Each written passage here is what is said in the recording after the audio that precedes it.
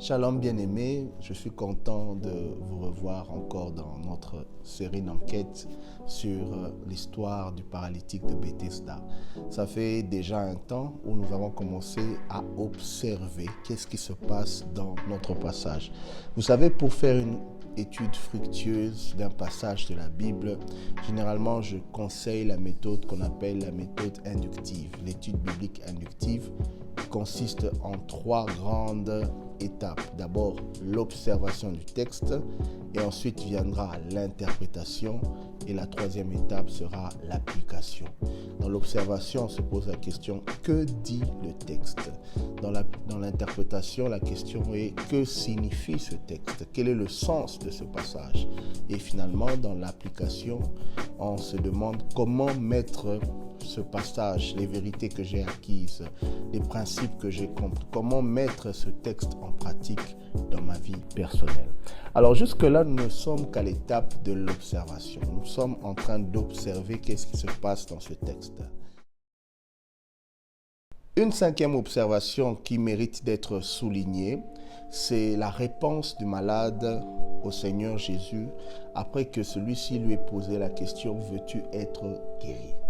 Alors là, au verset 7, la Bible dit, le malade lui répondit, « Seigneur, je n'ai personne pour me jeter dans la piscine quand l'eau est agitée, et pendant que j'y vais, un autre descend avant moi. » Dans cette réponse, bien-aimée, nous pouvons voir l'état misérable dans lequel cette personne a vécu pendant ces 38 ans. Et dans sa réponse à Jésus, une réponse qui était censée être simple. Vous savez, il y a deux types de questions. On parle des questions ouvertes et des questions fermées. Une question ouverte, c'est une question où on donne la possibilité au répondant d'émettre son avis, de développer une pensée, une argumentation. Mais lorsqu'on pose une question fermée, veux-tu être guéri? La réponse est soit oui, soit non. Mais nous voyons qu'au lieu de répondre à cette question fermée, une question simple, cette personne va commencer à étaler la misère de sa vie. Et il y a deux éléments essentiels dans la réponse du paralytique à Jésus. La première chose, il nous présente sa solitude. Il dit, Seigneur, je n'ai personne. Pendant tout ce temps, pendant ces 38 ans, ces années misérables que j'ai passées ici, je n'ai personne.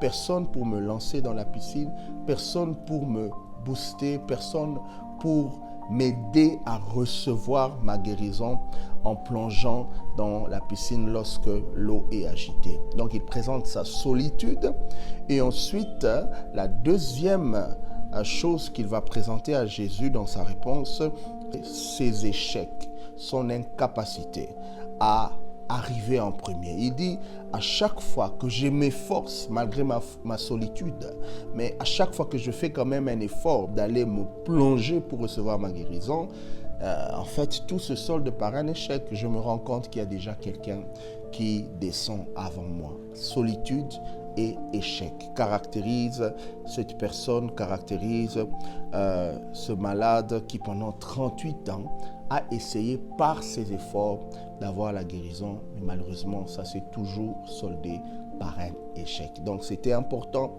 de souligner la réponse de ce paralytique.